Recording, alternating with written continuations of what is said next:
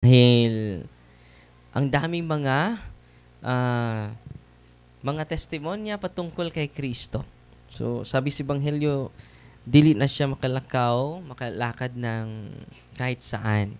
Dahil dumugin siya ng mga tao. Bakit dudumugin si Kristo? Sa mga tao galing sa iba't ibang lugar. Bakit? He is the magnet of love. Di ba? Sa Cebu, Bato Balani sa gugma. Sabi ng Bato Balani, magnet of love. Yan po ang Diyos. Yan po si Kristo na ating sinusunod. Magnet of love. Tanungin natin yung sarili natin, magnet of love ba tayo o may sangla na tayo? Yung sakit na sangla, i-isolate ka. No? First reading, may nasakit na sangla, saan siya titira? Doon sa labas sa kampo. Isolated siya. Hindi siya pwede sasama sa mga tao. Isolated siya dahil may sakit siya na sangla. May sarili siyang mundo. So kahit hindi tayo nasakit na physically ng leprosy, pero minsan ay may sakit tayo parang leprosy. No? Gusto natin iiwas sa mga tao. Oh, sino ba itong mga taong ito? No? At titira tayo sa labas ng kampo. No? Bakit? Yung character natin ay may sakit. Ang pangalan ng sakit ay leprosy. Kung yung mga tao ay iiwas na sa'yo, kapag may sakit ka na sangla or leprosy, hindi lalapit yung mga tao sa'yo. Iiwasan ka sa mga tao. Dahil may makahawa ka na sakit. Amen? Ngayon, yung mga kapatid natin, yung mga katabi nyo, no, hindi ba iiwas sa inyo? Hindi? So, wala kang sakit ng leprosy. Kapag matatakot yung mga tao sa'yo, dahil sa ugali mo, may sakit tayo. Leprosy. Yung ating ugali ay may sakit na tawag, leprosy. Pero si Kristo, kahit may leprosy, ay pupunta kay Kristo. At sabi ng may sakit na leprosy, pagalingin niyo po ako. Kung gusto niyo, gagaling talaga ako. Sabi ni Kristo, naawa si Kristo sa kanya. Hinipo ang may sakit at sabi niya, gusto ko. At anong nangyari sa may sakit? Completely healed. So tanggapin natin na may sakit tayo ng leprosy. Minsan, iiwasan natin yung mga tao natin dahil yung ating isipan at ating puso ay puno ng tampo. Puno ng galit. Puno ng puot. Totoo, hindi. Iiwas tayo. Bakit? Yung ugali natin ay may sakit na. Ang karakter natin ay may, anong tawag ng sakit? Leprosy. Aaminin natin, kasali itong nagbigay ng humiliya. May sakit din. Anong sakit? Leprosy din. Minsan. Kasali din itong naghumiliya. No? Natamaan sa kanyang sariling salita. Ano si Father Darwin? Natamaan din. Bakit? May tama siya. So, kung aaminin natin na tayo ay may sakit, at lalapit tayo sa Kanya, sa simple na hipo niya, ay pagagalingin natin ang masama nating ugali. Ang ugali natin na may sakit. Kumusta naman kayo sa iyong asawa ngayon, no? Father, ngayon na matanda na kami, nagsasama pa ba kayo? Yes, Father. Pero natutulog na kami sa hindi na kami kasama sa isang kwarto. Bakit may sakit na ba kayo?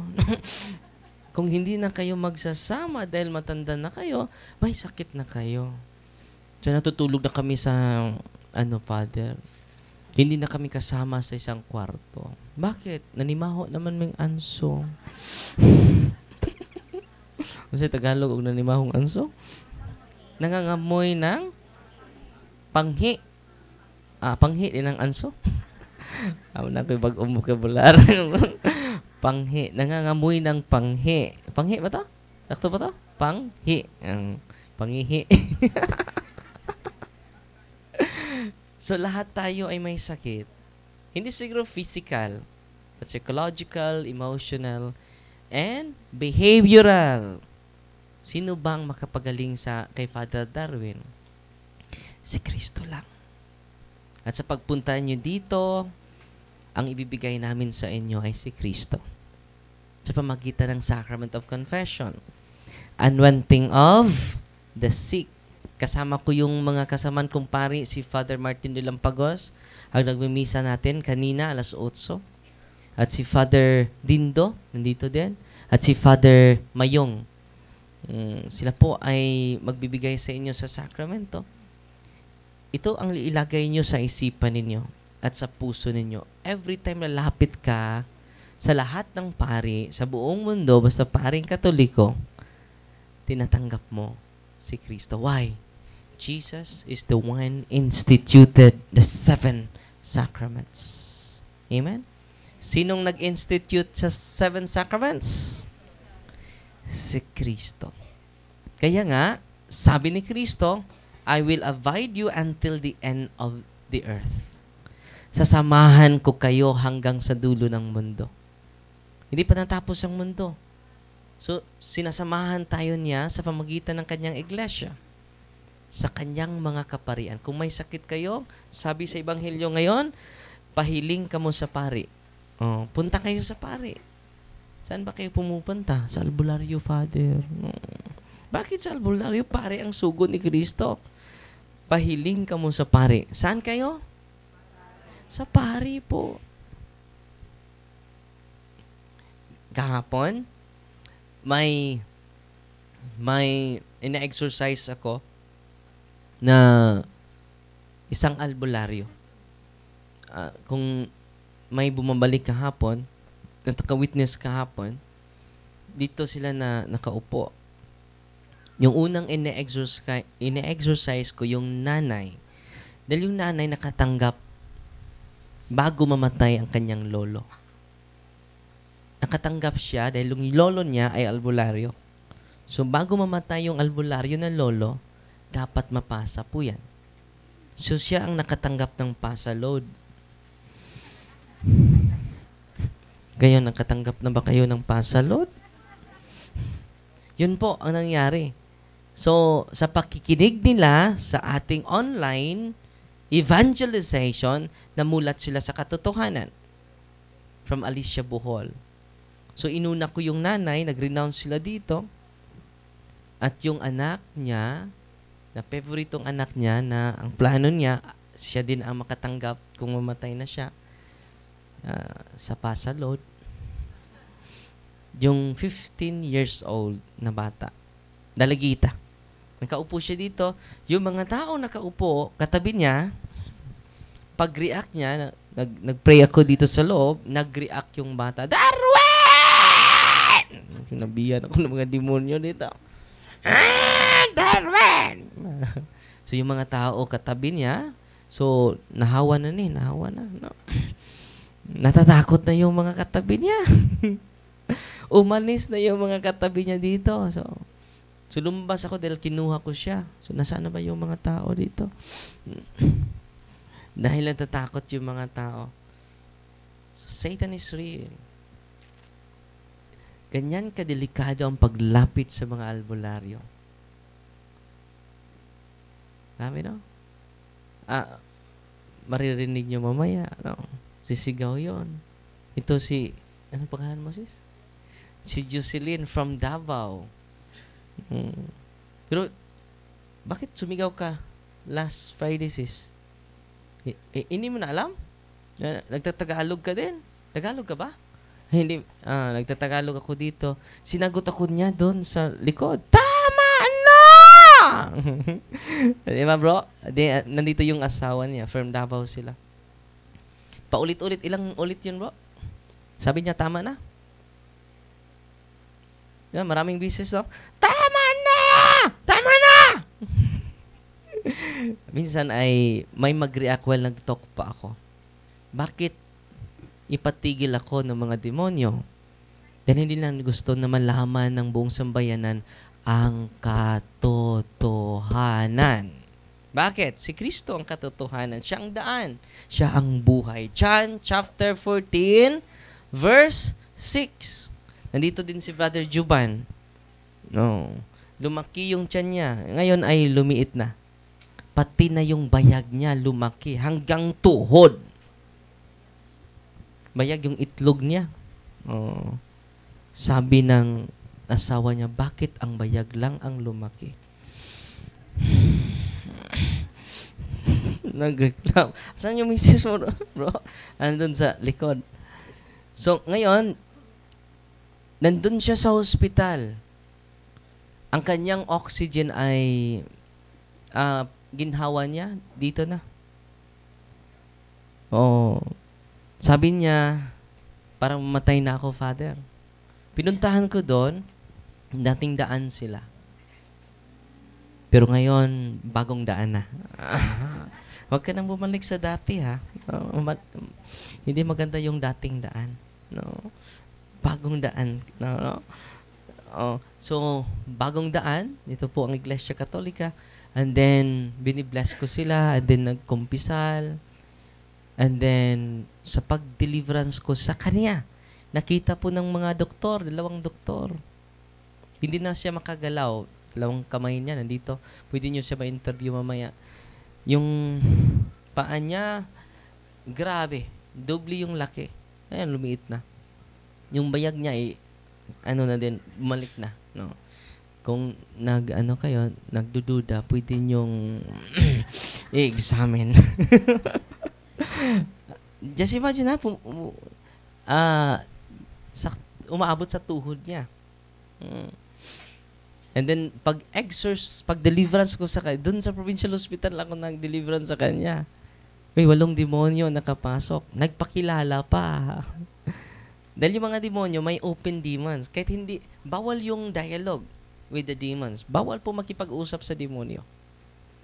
Bakit ba malalaman natin yung karakter ng demonyo? Dahil nagsasalita sila. Kahit hindi mo sila kinausap. Dahil may 2 uring demonyo. Open demons, kahit hindi ka nagtatanong, nagsasalita. Mga marites na demonyo. Tinatawag sila na open demons. Meron ding closed demons. Yung closed demon, kahit tatanungin mo yung pangalan mo, niya, ay hindi nagsasalita. Okay? Bawal makipag-usap sa demonyo. Sasabihin mo, kumusta ka na dyan? No? Kumakain ka na ba sa loob? May dala akong pagkain sa inyo. No? Ano bang gustong ialay namin sa inyo? No? Hindi mo kausapin. Bawal yung mag-dialogue ng demonyo. Anong approach ng mga exorcist? Imperative command. Tell me your name. Tell me your number. Imperative command. Do you put a cursed object in his body? Yes or no? Siya. Tell me your entry points. Hindi sasabihin ng mga exorcist, kumusta ka na dyan, Lucifer? No? Ilang taon ka na ba nakatira sa katawan niya? Gutom ka na ba? Kumain ka na ba? Natutulog ka na ba? Bawal makipag-dialogue sa demonyo. Pero ang exorcist, may kapangyarihan siya to command the unclean spirit because of the authority given to him from the bishop. Okay? 8 demonyo. At nagpakilala pa ang mga demonyo. Satan is real. Amen? Tinuturo namin sa inyo yung prayer ng simbahan because all of you can deliverance your house as long as you receive and practice cares. Nabaliktad yung relo ko, no?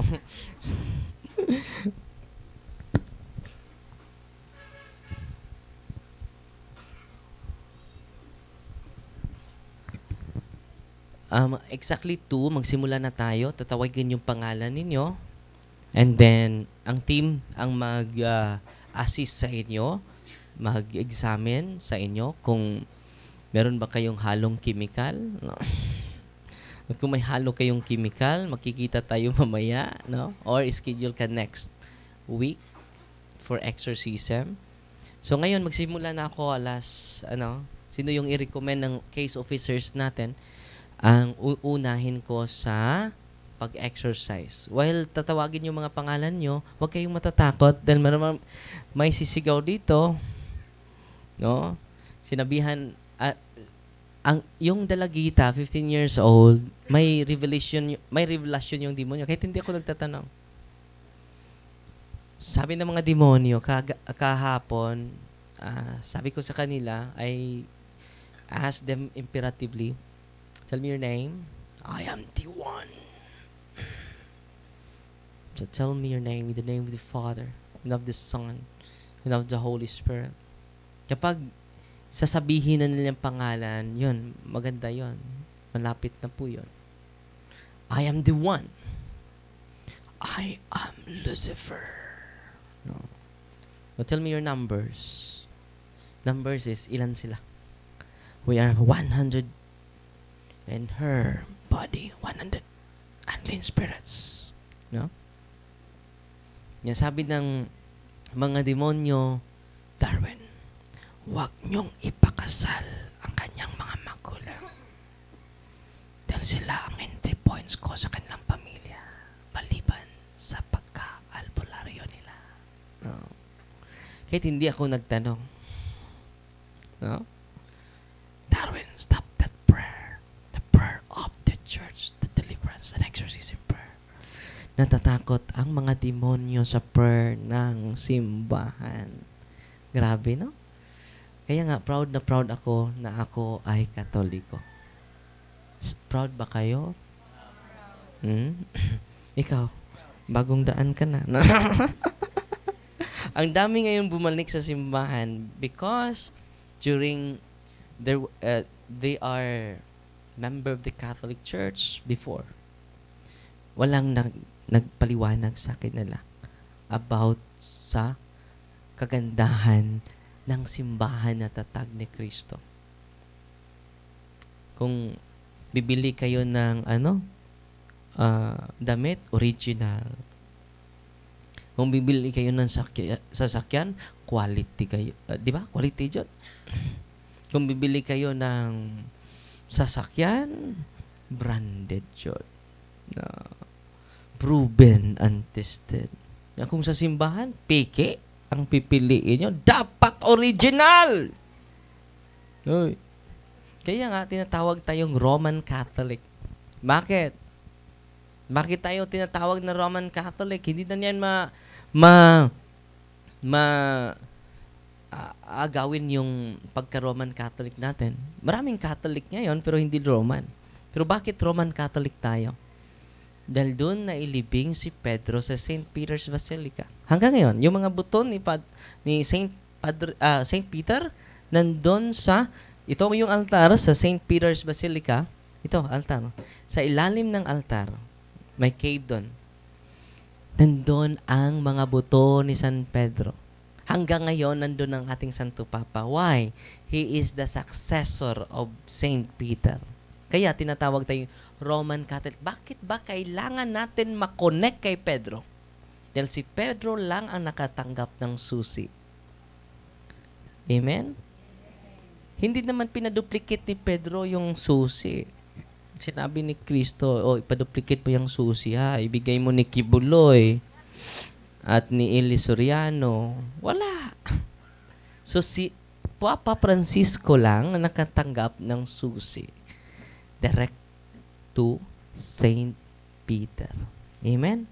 So bakit kayo Roman Catholic? Tayo? In connection to the faith of Peter. In connection to the authority of Saint Peter. Given by Jesus Christ in Palestine. Amen.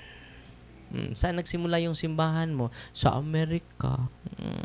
Doon ba namatay si Pedro sa Amerika? Saan ba natatag ang simbahan mo? Made in the Philippines. Dito ba na ilibing si San Pedro? Wala. Sa Roma po. It is attested by great archaeologists throughout the whole world. Hindi na po yan yung ebidensya, nandun ang buto niya. Yung mga archaeologists na po niyan ang nagpatunay. Amen? Natutuwa ba kayo? Kung yung iglesia mo ay nagsimula lang sa Pilipinas, uy, delikado po yan. Piki yan. Kung kayo ang papiliin, may piki na damit at may original, ano ba yung papiliin? Ibibigay sa inyo? Original or piki? Oh, very good. Kung original lang na damit, lalong-lalo na yung simbahan, original din. Kung ang iglesia ni Kristo ang tunay, ako po ay hikayatin ko kayo lahat na lilipat tayo sa iglesia ni Kristo dahil ang iglesia ni Kristo ang tunay. Handa ako na huhubarin ko yung clerical ko at maging iglesia ni Kristo. Kung ang iglesia ni Kristo ang tunay. Kung ang born again ang tunay, mag-born again tayo lahat. Kung ang dating daan ang tunay, magdating daan tayo lahat. Pero hindi naman sila tunay eh. Mukhang tunay lang. Pero tayo, ang Iglesia Katolika, maraming makasalanan sa simbahang Katoliko. Totoo, hindi. Maraming sugarol. Totoo, hindi. Maraming walang direksyon sa buhay. Totoo, hindi. Pero sa ibang sikta, mababait sila. Totoo, hindi. Pero bakit wala ni isa na naging santo? Kahit sa kabaitan nila, bakit ni isa walang naging banal sa kanila? Bakit? Hindi nyo alam ang sagot? Tatag sila ng tao at ang tao ay hindi banal. Amen? Bakit ang simbahang Katoliko maraming kasalanan? Walang direksyon sa buhay? Bakit ang daming naging santo? Dahil ang nagtatag nito ay hindi ordinaryong tao, si Kristo. So naunawaan na ninyo. The church is holy not because of the members. The church is holy not because of the leaders. Why the church is holy? Because of the founder. Ulitin ko ha. The church is holy not because of the members. Mga members man ta. The church is holy not because of the leaders. Father, iiwanan ko yung mga kasambahan, Father. Dahil may kilala kong pare. Walang modo, Father. The church is holy not because of the leaders. The church is holy because of the founder, Jesus Christ. Amen? This church is proven and tested. Iiwanan ninyo at papalitan ninyo sa simbahan na ni isa walang naging banal? Uy.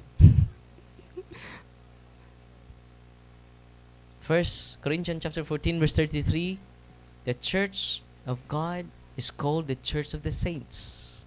Anong simbahan ni Kristo natatag? Simbahan ng mga banal. Kaya nga, yung ating parokya ay ang pangalan nila mga banal. Saint Agustin Pares, di ba? Pumunta kayo sa Panglao, Saint Agustin Pares. Sa Lubok, Saint Peter and Paul. Taga saan kayo? Yung Kalape. Saint Vincent Ferrer. Dahil ang mga simbahan ay tatawagin ng simbahan ng mga banal. So, naintindihan niyo? Yung mga simbahan natin, yung mga parokya natin, may patron na banal. Meaning to say, ang patron na yan ay ang ating modelo sa ating parokya. Sa pagsunod natin ni Kristo, naging ganap na siya. Okay? Meron naman tayong Bisaya na obispo na malapit na maging santo. Si Bishop Kamumot sa Karkar. Kilala niyo si Bishop Kamumot? Yan, Chupilo Kamumot sa Cebu. Malapit na siya maging canonize. Banal na talaga siya, pero ang official pronouncement, ang simbahan ang mag-pronounce niyan. Bakit? Siya lang nakatanggap ng susi. Hindi si Kibuloy. Hindi din si Felix Manalo. Si Pedro lang ang nakatanggap ng susi. Amen? So, ngayon, mag-bless ako sa mga sacramentals ninyo. After sa yung religious items ninyo, ha? Yung oil, yung salt. Diyan lang kayo sa inyong, saan kayo nakaupo. Huwag na kayong lumapit sa akin, ha?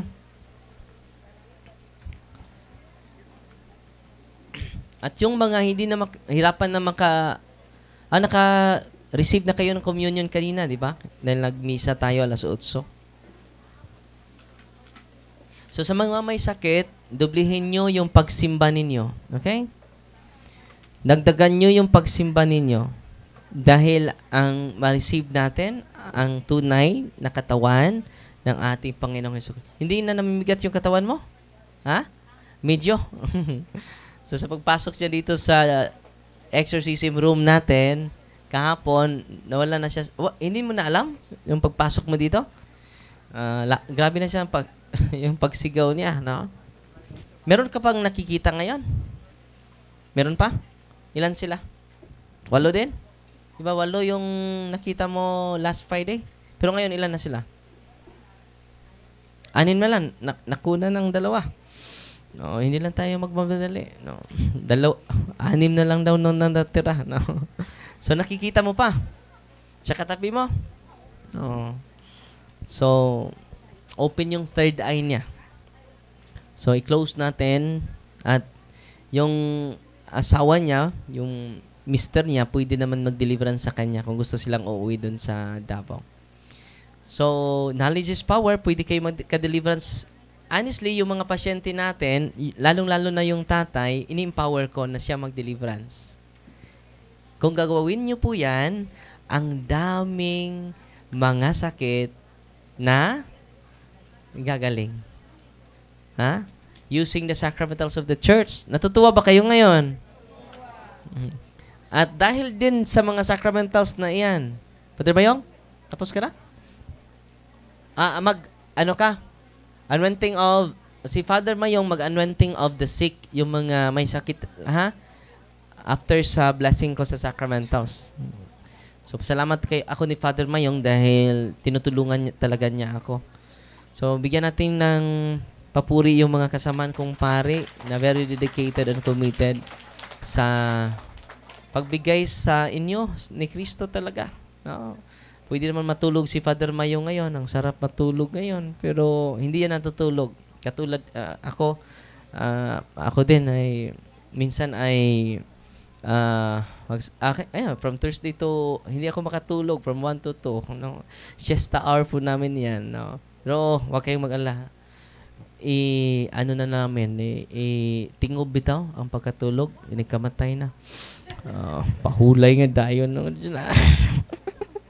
So, mag-bless na ako sa salt ninyo. Okay?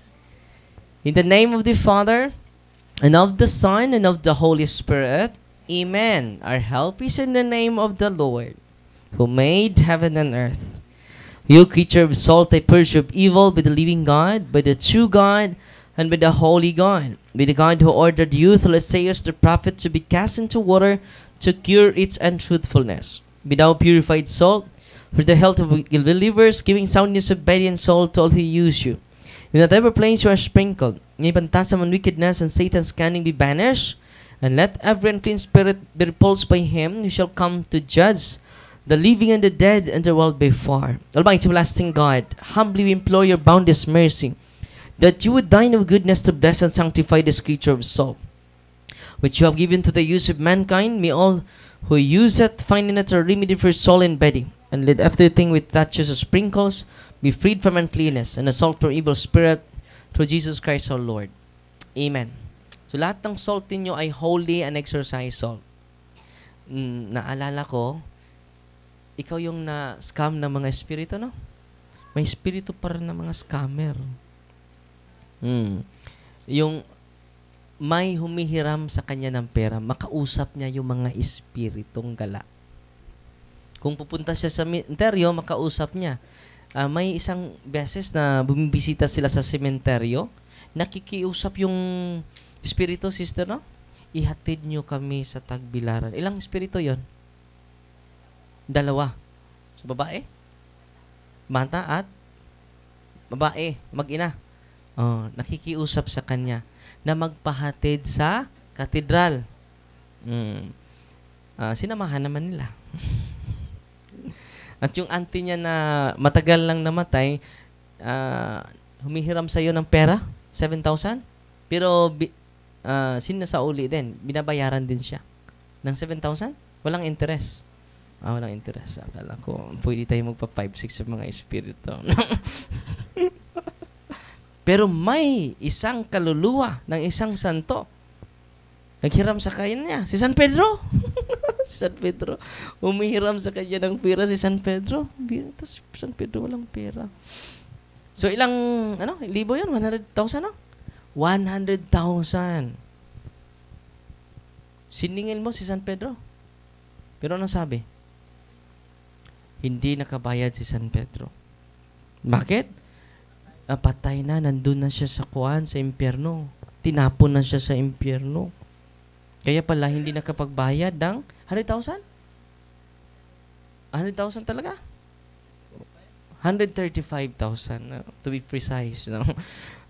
Ito talaga si San Pedro. Hanggang ngayon, hindi siya binabayaran. Saan mo kinuha yung pera mo? Online. Online na pala sila. Ay, tignan na yung mga espiritu na ito. Kung may scammer na totoong tao, meron din mga scammer na mga espiritu tonto. Pero ngayon, hindi mo nabayaran, no? Pero sinisingil ka na sa, siya na ang magbabayad, no? Grabe, no?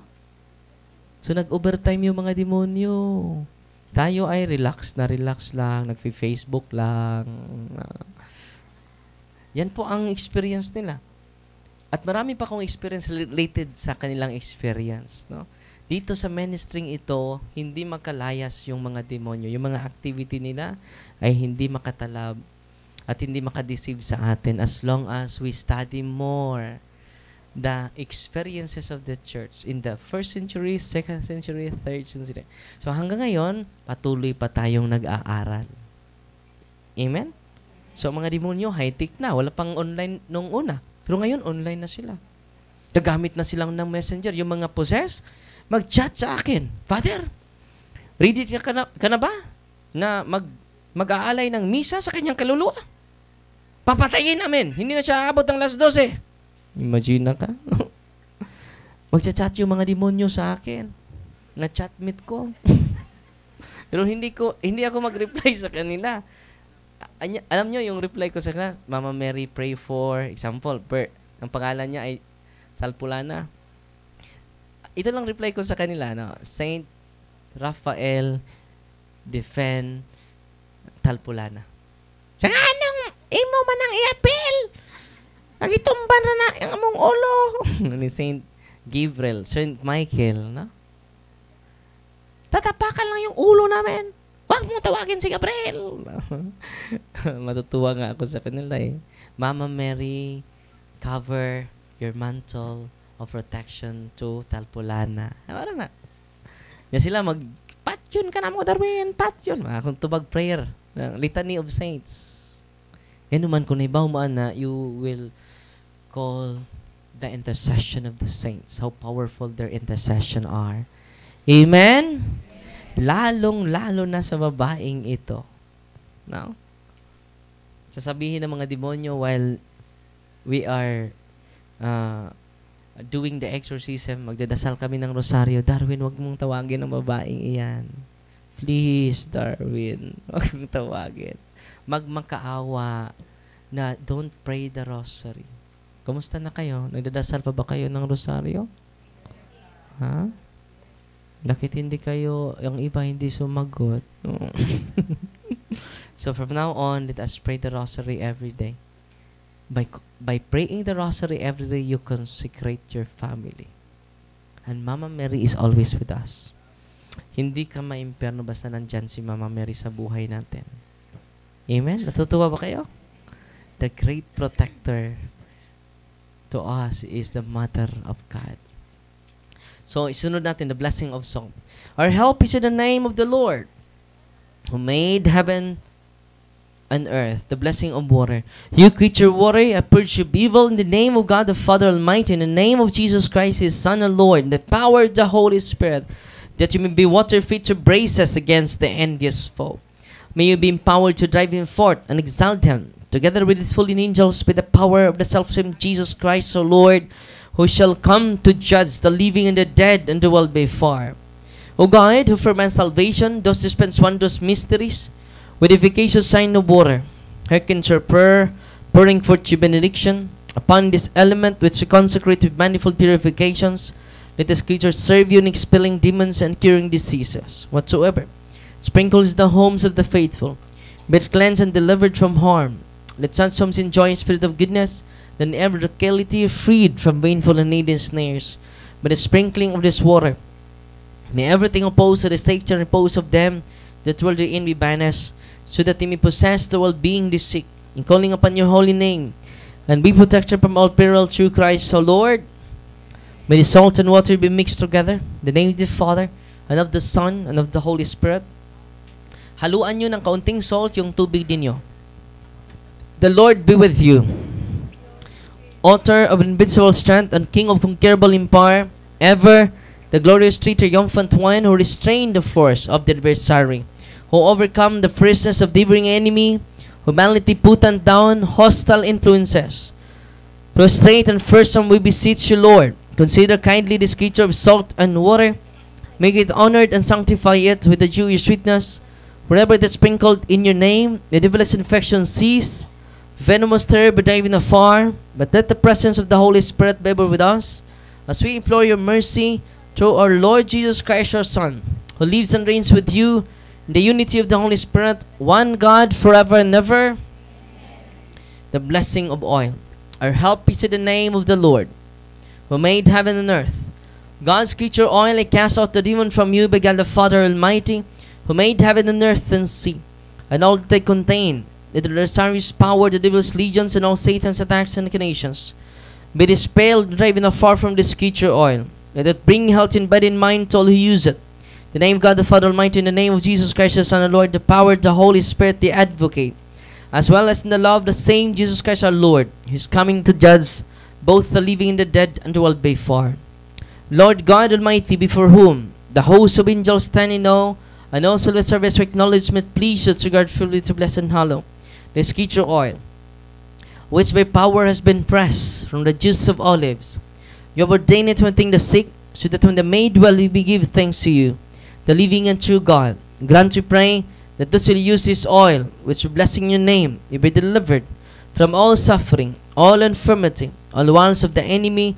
Let it be a means of averting any kind of adversity for man, made in your image and redeemed by precious blood of your Son, so that he may never again suffer the sting of its serpent, through Christ our Lord. General blessing ang kasunod. Candles, rosaries, Benedictine medals, Benedictine cross, Benedictine rings, sacred images of God, sacred images of the saints, handbooks, scapulars, all your religious items in your hands. General blessing ang sunod. Heavenly Father, through your Son, Jesus Christ, our Lord, in obedience to Him, we embrace the ministry He has entrusted to His bride, the Church. Grant now your mercy, we pray, a very special and powerful blessing on all these religious items, that we will hence use in the ministry of healing, spiritual liberation, and exorcism. Thine that through the blessing you bestow, may it be a very potent, terrible weapon against the attacks of the evil one and his legions. May the sacred religious items mightily restrain the devil and his demons and all unclean spirits, rendering them powerless and able to harm the practice of priests and people, to whomever these are used in the exercise of the ministry. Wherever it is kept, when clean and diabolic spirits flee in fear, never daring to harm nor even approach. In the exercise of the ministry of healing, spiritual liberation, and exorcism, may Jesus Christ your Son be glorified forever and ever. Amen. Our Father, who art in heaven, hallowed be the name. The kingdom come, the will be done, on earth as it is in heaven.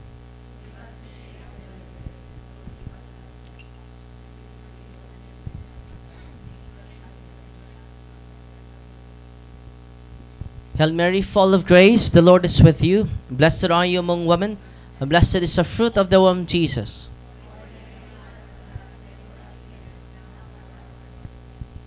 Glory to the Father, to the Son, and to the Holy Spirit.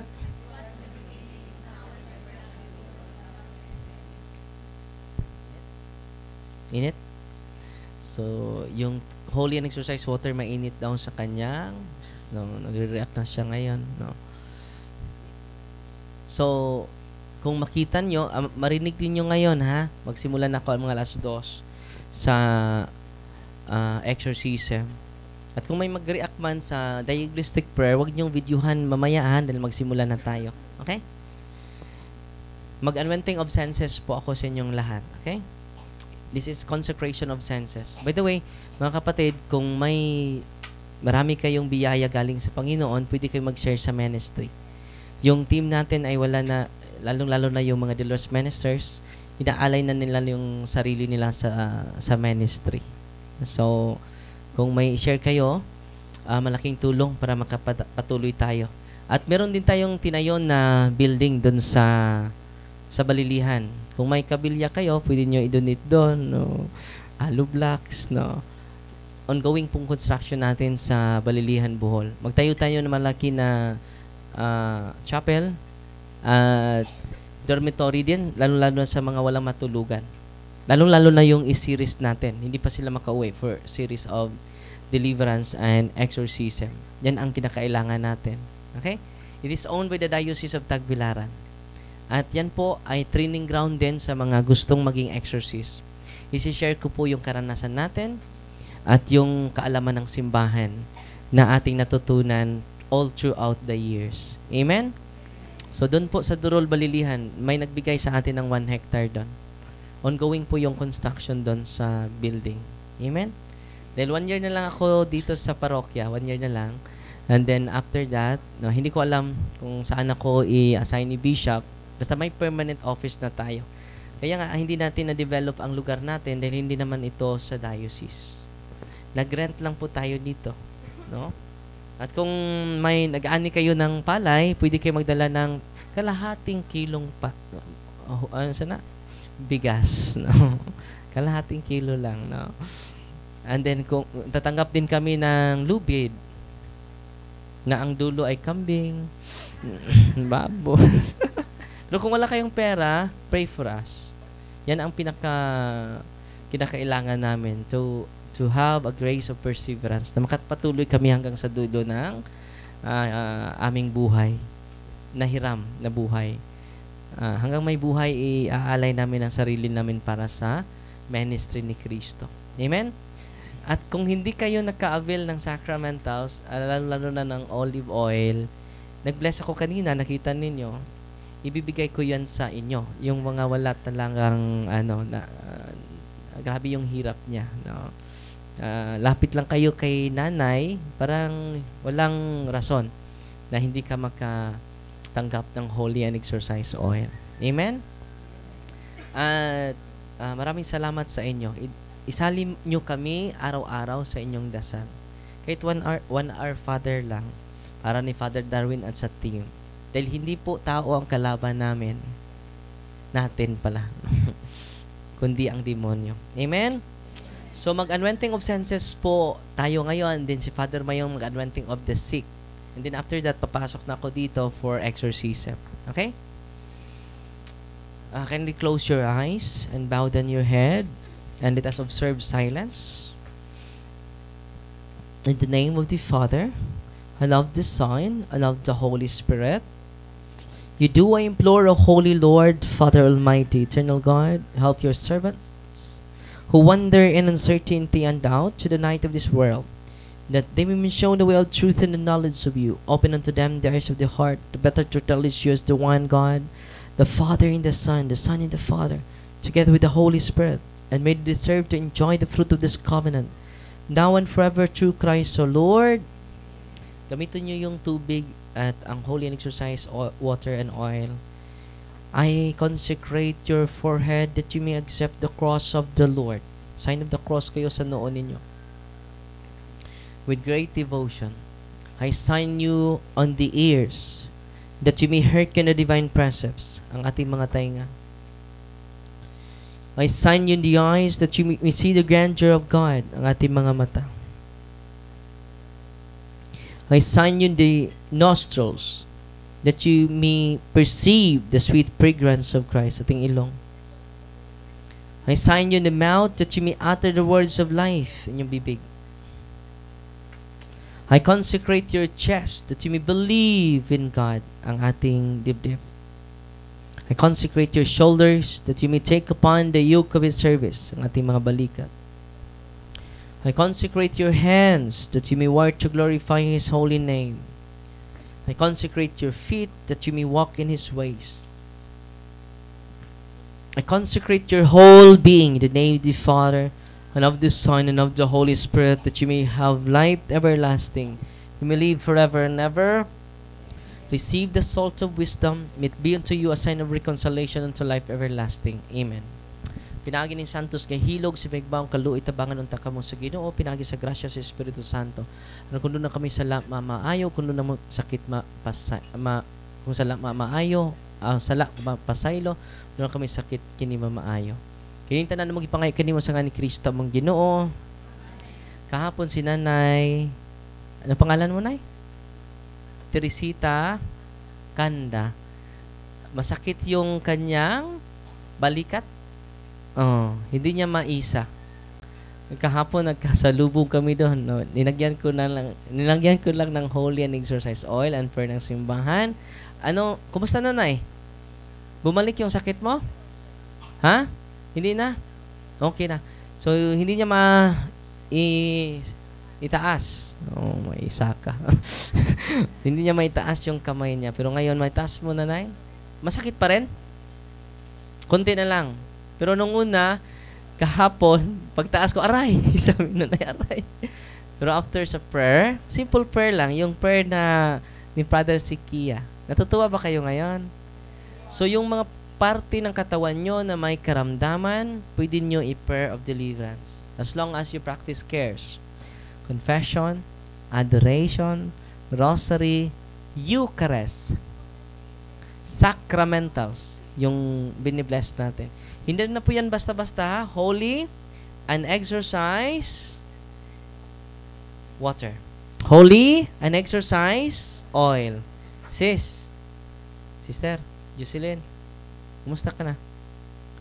Anong na-feel mo sa holy water? Nag-bless tayo ng ang init? Init na mainit? May holy water tayo, di ba? Yan. Magkuha ka ng kaunti. Yan, bago yung na-bless, di ba? Sige, kuha ka. Ilagay mo sa kanyang kamay. Maliit lang. Sis, ano? Mainit pa rin? O maginaw? Ha? Mainit? So, how powerful the prayer of the church. Ang ordinaryong tubig, pwede natin gamitin to cast out the unclean spirits. Natutuwa ba kayo? Kung siya ang unahin ko ngayon, ha? Dahil, tinan nyo, matamlay na.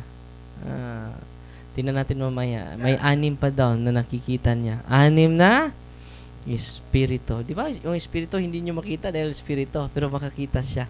Dahil open yung third eye niya. Yung mga pasyente natin, after closing the third eye, sabi nila, Father, hindi na namin makikita. Salamat sa Diyos. Pero, maririnig na namin, Father. So, hindi mo na makita, pero marinig mo na. So may third ear ka na. Matapos ma-close yung third eye mo, no? Ang third ear naman. So yan, no? After closing the third eye, makarinig. Psychic ability po yun.